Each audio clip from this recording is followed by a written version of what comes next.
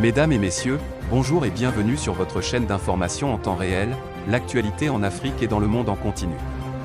Vous informer est notre mission car l'information vous place au sommet du monde. Alors si vous êtes nouveau, abonnez-vous et cliquez aussi sur la petite cloche de notification pour ne plus rien manquer, cela étant fait c'est parti. Mali. Le couple Assimi Goïta et Shogeko Kalamaga en existence de divorce. Le blocage dans la gouvernance serait-il la cause? Hormis la montée en puissance de l'armée malienne, rien ne va plus au Mali depuis la mise en vigueur des sanctions de la CEDEAO et de l'Union économique et monétaire ouest-africaine. Le hic est que, depuis le 9 janvier, le gouvernement et la CEDEAO jouent au chat et à la souris, sans parvenir à un compromis et au même moment l'économie est agonisante et les conditions de vie des citoyens se dégradent fortement. Les réformes tant attendues et qui ont été annoncées en grande pompe sont devenues lettres mortes. Pourrait-on encore espérer sur ce gouvernement qui a échoué sur toute la ligne? Assimi Goïta n'aurait-il pas raison de rompre avec son Premier ministre en vue de nommer un Premier ministre moins clivant, apolitique, rassembleur et si possible technocrate, afin que le Mali renoue le fil du dialogue avec la communauté internationale et surtout avec la CEDEAO, au mieux la classe politique.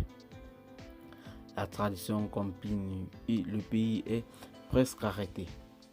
C'est face à cette situation comblance que le président de la transition Assimi Goïta semble situer les responsabilités en pointant un doigt accusateur sur le gouvernement dont la mission première est de mettre en œuvre la mission du chef de l'État.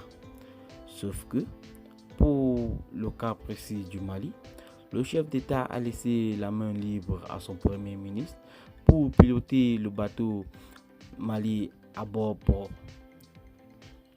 Aujourd'hui, le constat est que les attentes n'ont pas été comblées et le Mali s'enfonce davantage dans la crise. Pour donner un nouvel espoir au peuple, le président de la transition se voit désormais dans l'obligation de changer de paradigme. Pour lui, l'échec, qui est partant, est sans nul doute imputable au Premier ministre et à son gouvernement, qui complexifie davantage la crise pour ne pas dire à rajouter. C'est pourquoi le colonel Assimi Goïta veut se donner toutes les chances afin de mener à bon port le bateau Mali qui continue de tanguer. L'une des solutions serait de se débarrasser de son Premier ministre et du gouvernement qui ont montré toutes leurs limites objectives. Le divorce sera imminent et est inévitable pour non seulement rassembler les Maliens autour du Mali, mais aussi renouer le fil du dialogue avec tous les partenaires du Mali, à commencer par l'organisation sous-régionale, la CEDEAO.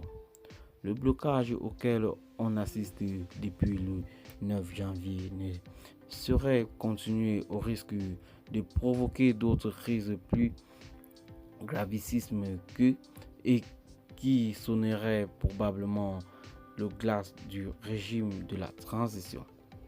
Le divorce entre Assimi Goïta et Shogeko Kalamaga se justifie-t-il? Les arguments et preuves de la culpabilité du gouvernement face à l'enlisement de la crise sont palpables. Du manque de compromis avec la CEDEAO autour d'un chronogramme raisonnable à celui des solutions palliatives aux sanctions que subit le peuple, en passant par le manque d'inclusivité dans les décisions politiques, jusqu'au rejet par une partie de la classe politique et de la société civile de toute proposition venant du Premier ministre et de son gouvernement, qu'elle taxe à tort ou à raison d'être trop clivant et d'avoir méprisé cette même classe politique, dont en faisant la somme de toutes ces preuves, Assimi Goïta, qui a le dernier mot, n'aurait aucune peine de rompre avec son premier ministre qui devient aujourd'hui plus un problème qu'une solution. Que faut-il choisir d'après Shogel pour permettre un large rassemblement de toutes les forces vives de la nation autour des nobles objectifs de la transition? Le président Assimi Goïta est obligé de choisir un premier ministre apolitique, moins clivant, fin connaisseuse des rouages de l'administration, qu'il soit d'une intégrité physique et morale irréprochable. Il doit également avoir des notions de la diplomatie et être un homme de réseau.